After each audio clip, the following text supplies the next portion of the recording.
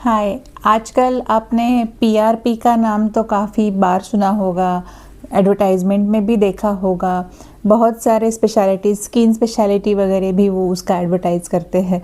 तो ये PRP exactly होता क्या है और उसका फर्टिलिटी ट्रीटमेंट में क्या यूज़ हो सकता है, या उसके पीछे की सच्चाई क्या है, तो उसी के बारे में मैं आज इस वीडियो में बात करने वाली हूँ।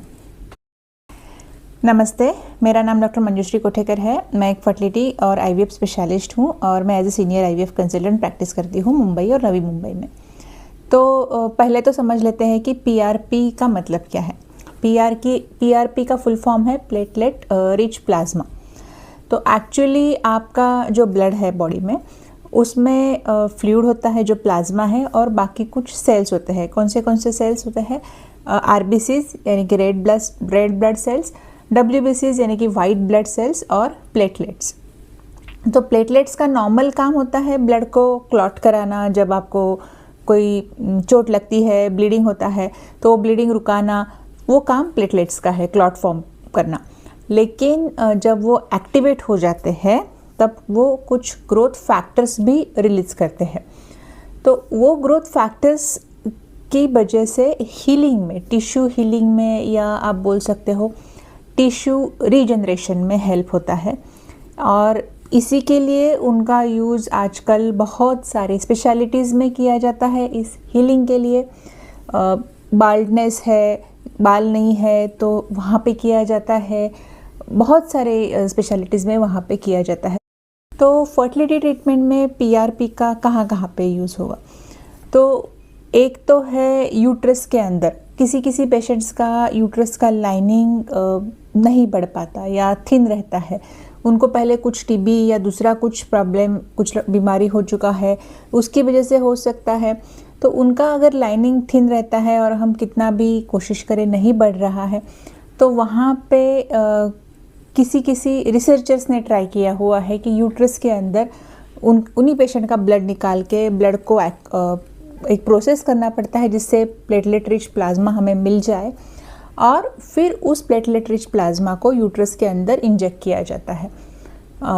जैसे आईयूआई करते हैं वैसे इंट्रायूट्राइन इंसेमिनेशन। तो इन होप कि वो यूट्रस के अंदर एक्ट करेगा और वहाँ पे लाइनिंग इम्प्रूव करेगा। फिर दूसरा एक तरीका है कि हिस्ट्रोस्कोपी करके, मतलब यूट्रस के अंदर हम टेलीस्कोप डालते हैं और उस गाइडेंस में, वहाँ पे हम एक्चुअली अंडर विजन देख रहे हैं कैमरा पे, वहाँ पे उस गाइडेंस में हम यूट्रस का जो इनर लेयर है एंडोमेट्रियम, उसके नीचे सब एंडोमेट्रियल इंजेक्शन देते हैं इस पीआरपी का। अगेन इन होप कि वहाँ पे नया टिश्यू जनरेट हो जाए, टिश्यू रीजनरेशन हो जाए, जिसकी वजह से अपना लाइनिंग इम्प्रूव हो जाए। ये यूट्रस के अंदर यूज़ हो गया। फिर इसका यूज़ ओवरी के अंदर भी कुछ रिसर्चर्स ने किया हुआ है कि जिस पेशेंट्स का एग रिजर्व, यानी कि एग रिजर्व या टोटल नंबर ऑफ एग जो है वो एज के साथ कम होता है, और मेनोपॉज के जब पास आते हैं तब काफ़ी कम हुआ रहता है। एएमएच जो टेस्ट हम करते हैं, मतलब एग्स ऑलमोस्ट ख़त्म हो गए हैं, तो वहाँ पे नए फॉलिकल्स या नए एग्स प्रोड्यूस करने का एक कोशिश, इस हिसाब से एज ए रिसर्च उस पीआरपी को ओवरी के अंदर इंजेक्ट करते हैं, और इन होप अगेन कि वहाँ पे नए फॉलिकल्स प्रोड्यूस हो और उनसे हमें एग्स मिले। तो बार बार मैं आपको ये बता रही हूँ कि ये इन्वेस्टिगेटर्स या रिसर्चर्स ने इसका यूज़ किया हुआ है।